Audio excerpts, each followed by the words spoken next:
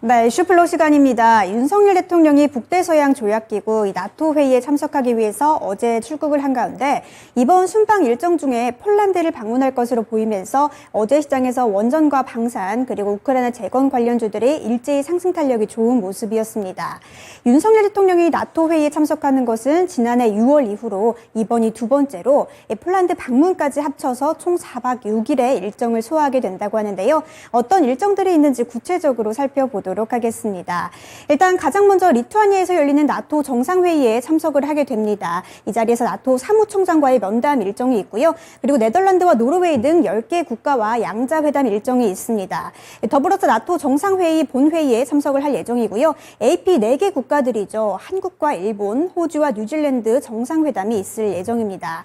이 일정에서 가장 중요하게 봐야 될 부분은 한일 정상회담 일정입니다. 일정은 정확하게 조율 중이라고 하고요. 이 자리에서 기시다 총리와 후쿠시마 오염수 방류와 관한 논의를 할 것으로 보입니다. 후쿠시마 오염수 방류와 관련해서 최근 우리 시장에서 소금 관련주들 또 수산물과 육계 관련주들 쪽으로 강하게 반응이 나온 만큼 새롭게 어떠한 내용들이 나올지도 살펴보셔야겠습니다. 이어서 12일부터는 폴란드로 이동을 하게 됩니다. 그래서 13일부터 15일까지 폴란드에서 일정을 시작하게 된다고 하는데요. 이 자리에서 폴란드 대통령과의 정상회담을 가질 예정이고요. 그리고 비즈니스 포럼에도 참석할 예정이라고 합니다. 폴란드 하면 사실 방산이라는 키워드를 빼놓을 수가 없죠. 지난해 우리나라는 폴란드와 총 17조 원대 방산 수출 계약을 맺은 바가 있습니다. 지난해 방산 수출 모든 금액을 합쳐서 72%가량을 폴란드가 차지할 만큼 방산계의 큰 손이라고 불리는데요. 이 자리에서 또 방산에 관한 어떤 내용들이 있을지도 귀추가 주목되고 있는 상황이고요. 또 수출 분야의 효자 분야죠. 원전 분야에서도 어떤 내용이 담길지도 관심이 집중되고 있는 상황입니다. 더불어서 우크라이나 재건 관련주들, 우크라이나 재건에 관한 논의가 이번에 본격적으로 이뤄질 것으로 보이면서 우크라이나 재건 관련주들 쪽으로도 최근 급등 흐름이 이어지고 있는데요. 어떠한 내용이 담길지 또 어떠한 새로운 모멘텀이 생길지도 귀추가 주목되고 있는 상황입니다. 윤석열 대통령은 과연 이번 일정에서 어떠한 내용들을 들고 오게 될까요? 여기서 오늘의 이슈 공개합니다. 네, 오늘의 이슈입니다. 유럽에서 날아올 소식은인데요. 어떤 투자 전략 세워보면 좋을지 관련 주들의 흐름까지 김영일 전문가와 함께 만나보시죠. 네, 지금 윤석열 대통령은 리투아니아 수도 빌뉴스에 도착해서 활동을 개시한 것으로 현재 소식들이 나오고 있습니다. 따끈한 소식을 바로 이슈 플로우로 연결해 보겠습니다. 전문가님 안녕하십니까?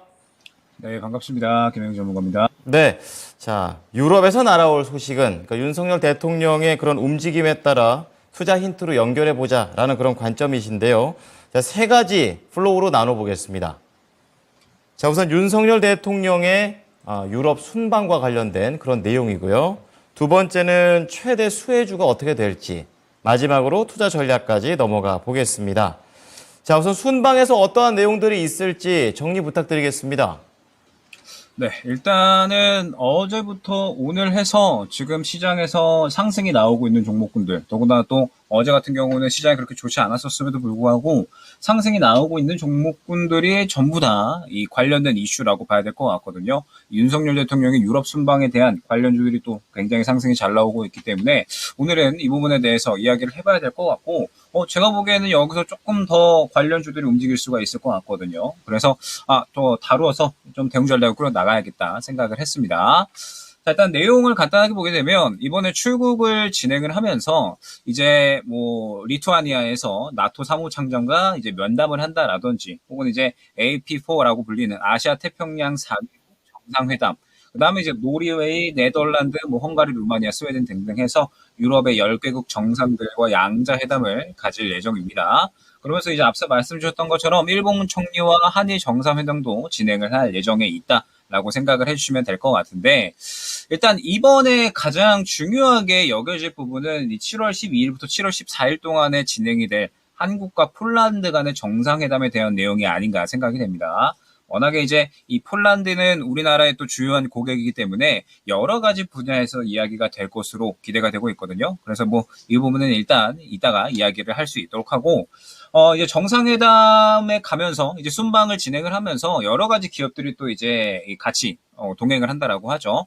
총 89개 기업이 이제 동행을 하고 주요한 기업이 이제 어디냐라고 봤더니 일단 4대 그룹 총수 가운데는 구광모 LG그룹 회장이 동행을 한다라고 이야기를 하고 있습니다. 그러면서 이제 하나그룹, 그다음에 LS그룹, 그리고 이제 뭐 배터리, 원전, 방산 기업들의 기업 경영인들이 이제 대거 포함이 됐다라고 생각을 해주시면 될 것 같아요. 그러면서 지금 이제 주요 산업 분야에서도 그러니까 이 방산 쪽과 배터리, 원전 쪽이 상당히 많이 포함이 됐다라고 생각을 해주시면 될 것 같습니다. 그러면 이제 기대해 볼 만한 부분에 역시나 이쪽 분야에서 기대를 해볼 수가 있겠구나라고 이제 생각을 해볼 수가 있겠죠. 먼저 지금 현재 LG가 폴란드에 진출을 한다라고 하는 부분은 굉장히 좀 오래된 부분이었습니다. 1997년 폴란드 수도가 바르샤바죠. 여기서 이제 이 판매 법인을 설립한 이후에 계속해서 뭐 LG전자, LG이노텍, LG에너지솔루션 등등이 폴란드 현지에서 법인을 운영을 하고 있습니다. 그러면서 지난해 기준으로 해가지고 이 폴란드에 있는 LG 계열사의 총 생산액이 127억 달러, 우리나라 돈으로 약 16조 5천억 정도 되거든요. 그런데 이 부분이 또 폴란드 국내 이 GDP의 1.8%에 해당할 만큼 LG가 가지는 힘이 폴란드에서는 상당히 크다라고 생각을 해주시면 될 것 같습니다. 여기에서 최근에 이제 주목을 받는 부분이 무엇이냐? 역시나 LG그룹의 이 배터리 사업일 것 같습니다. 폴란드에서 이 배터리 사업, 이 LG그룹이 상당히 조금 이 주요한 위치를 차지하고 있다라고 생각을 해주시면 될 것 같은데, 폴란드에는 LG에너지솔루션의 브로츠와프 배터리 공장이 있습니다. 그러면서 규모가 상당히 크기 때문에 유럽의 핵심 기지 역할을 하는 곳으로 생각을 해주시면 될 것 같아요. 그러면서 예전에 구광모 회장이 처음으로 이제 회장 취임했을 때 첫 해외 출장지로 이 폴란드의 이 공장을 방문을 하기도 했었습니다. 그렇기 때문에 지금 현재 이 LG가 이번에 동행을 하면서 구광모 회장까지도 동행을 한다라고 하면 LG가 폴란드 쪽으로 조금 더 이 투자를 좀 확대를 할 수 있지 않을까라고 기대가 되는 거죠. 왜냐? 폴란드가 지금 현재 상태에서 기대를 할 만한 부분이 상당히 많기 때문입니다. 일단 유럽이 중국에 이어서 지금 현재 최대 전기차 시장이다라고 봐야 될 것 같거든요. 즉 점유율을 확실하게 끌어올려야 되는 시장인 건데, 여기서 폴란드를 기초하는 그러한 기지로 삼을 수가 있다라는 이야기가 나오고 있고, 그다음에 우크라이나 재건도 마찬가지입니다. 우크라이나 재건 같은 경우에도 폴란드가 우크라이나의 최인접지죠. 그래서 우크라이나 재건 사업의 허브가 될 수 있다라는 기대감이 나타나고 있기 때문에 지금 현재 상태에서 폴란드가 마찬가지로 우크라이나 재건 쪽에 대해서 가장 큰 모멘텀을 보유를 하고 있다라고 생각을 해주시면 될 것 같고, 이뿐만 아니라 또 폴란드 같은 경우에는 원전 관련해서도 지금 현재 상당히 사업이 추진이 되고 있는 국가입니다. 퐁투누프라는 지역에서 이 석탄 화력 발전소를 설립하고요. 원자력 발전소로 대체하는 퐁투누프 원전 프로젝트라는 사업을 지금 현재 추진을 하고 있죠. 그러면서 한수원이 두산에너빌리티나 대우건설 등과 함께 팀 코리아로 구성을 해서 참여했었습니다. 올해 하반기에 수의 계약이 이루어지게 되는데 내년에 본계약 체결도 상당히 유력할 것으로 기대가 되고 있거든요. 그러면서 이제 이 프로젝트를 주도하는 PG 폴란드 전력공사 사장이 작년 4월에 아니라 올해 4월에 한국을 방문을 해서 이미 이제 두산 에너빌리티 등과 사업을 논의를 한 것으로 이야기가 나오고 있습니다. 그렇기 때문에 지금 현재 원전 관련주도 상당히 상승이 잘 나오고 있다라고 생각을 해주시면 될 것 같고, 그다음에 뭐 방사는 이야기는 다들 워낙에 알고 계시니까요. 폴란드가 한국산 무기를 대거 도입을 하면서 뭐 지난해 한국의 173억 달러, 그러니까 약 22조 정도의 방산 수출 성과 중에 72%, 약 17조 정도가 폴란드에서 나왔습니다. 그리고 이번에 하나가 또 지금 현재 폴란드에 참여를 했고, 그러면서 또 마찬가지로 하나 시스템이 이에 따라서 수요가 나오고 있는 것 같아요. 때문에 지금 현재 시장은 이 폴란드뿐만 아니라 지금 현재 유럽 순방에 대한 건들, 그 다음에 뭐 나토 사무총장과 지금 현재 이 면담에 대한 건들, 그러니까 윤석열 대통령의 순방에 대해서 완전히 초점이 맞춰져 있다라고 봐야 될 것 같거든요. 그런데 제가 시장의 흐름을 보니까 이쪽에서 조금 더 종목들이 돌아줄 것이다라는 기대감이 저는 충분히 오늘 느껴졌습니다. 때문에 현재 상태에서 조금 더 이 종목들에 대해서 대응을 할 필요가 있다라고 생각을 하고 있기 때문에 관련주들을 한번 같이 보면 좋을 것 같다, 안내드릴 수 있을 것 같습니다. 네. 예, 이슈는 다르지만 이미 김영일 전문가는 앞서 관련된 종목을 이미 뭐 하나기술이라든지 또 관련된 원전, 우크라이나 재건 관련된 종목들을 언급을 해 주셨습니다. 그렇기 때문에 어떻게 보면 지금은 AS의 느낌도 있고 새로운 힌트도 얻어보도록 하겠습니다. 관련 주들의 흐름 어떻습니까? 네, 일단은 어제는 우크라이나 재건 쪽이었죠. 시장이 상당히 떨어지는데도 불구하고 삼부 토건이나 혹은 이제 SY 같은 이러한 종목들이 상당히 강세를 보였습니다. 물론 선별적인 매매 흐름이 나오기는 했지만 여전히 수급이 강하게 밀어 올려지고 있기 때문에 우크라이나 재건에 대한 기대감은 나토 사무총장과의 이 면담에 대한 기대감들이 그대로 종목들에 나타나지 않았나라고 생각이 됩니다. 그 다음에 오늘은 뭐 완전히 원전이다라고 봐야 될 것 같아요. 오늘 이제 오전에 힘이 들어가고 나서 힘이 좀 꺾이지 않을까라고 생각을 했는데 굉장히 이제 밀어주는 흐름이 나오고 있죠. 뭐 우진도 마찬가지고요. 그다음에 뭐 한신기계 이러한 종목들, 뭐 보성파워텍 우리가 알고 있는 원전 관련주들에 대해서 계속해서 이제 수급이 밀어지고 있기 때문에 오후 정도까지 수급을 조금 더 유지를 해준다라고 하면 원전 관련주들도 충분히 괜찮겠다라고 저는 생각을 하고 있습니다. 그런데 저는 지금 현재 원전이나 혹은 우크라이나 재건 쪽보다 더욱더 눈에 띄는 게 오늘 2차 전지의 흐름이거든요. 자, 일단 오늘 포스코 DX 거의 25% 정도 상승이 나오고 있습니다. 그러면서 예전에 제가 한번 언급을 드렸었던 종목이 두 가지가 있었죠. 첫 번째가 하나기술, 2차 전지 장비 쪽이었죠. 자, 어마어마한 지금 상승이 나와주고 있는 상태다라고 생각을 해주시면 될 것 같습니다. 지금 현재 하나기술이 예전에 한번 이제 올라간다라고 언급을 제가 드린 적이 있었는데 여기서 지금 추가적으로 더 상승이 나오고 있는 모습을 확인을 할 수가 있고 여기서 하나 더 보자라고 한다면은 금양인 것 같아요. 예전에도 제가 한번 이 광물에 대한 이야기 최근에 한번 다뤘었죠. 그러면서 그때 탑픽으로 뽑아드렸었던 게 금양과 그 다음에 동북 RNS 정도였던 것 같습니다. 그러면서 리튬 관련주들 흐름이 무언가 이상하다라고 이제 생각을 했었는데 오늘 느낌을 보니까 일단은 2차 전지 쪽 흐름 굉장히 좋죠. 포스코 그룹주들 다 좋은 상태에서 지금 현재 뭐 포스코 퓨처엠도 마찬가지고요. 뭐 흐름이 다 좋은데 포스코 DX가 어마어마하게 상승이 나오고 있죠. 그 다음에 금양도 마찬가지로 리튬 쪽에서는 굉장히 좋은 상승이 나오고 있습니다. 그런데 지금 예전에 제가 안내를 드렸었던 하나기술이나 금양과 같은 이러한 수급 흐름을 보이고 있는 쪽이 지금 바로 2차 전지 장비 쪽이다 라고 생각을 해주시면 될 것 같아요.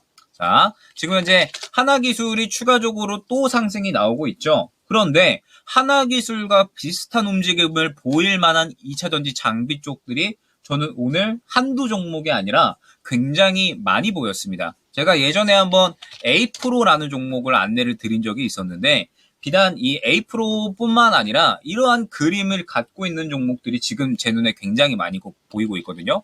여러분들이 알고 있는 2차 전지 장비 종목들이다라고 하면 딱 떠오르는 종목들이 있으실 겁니다.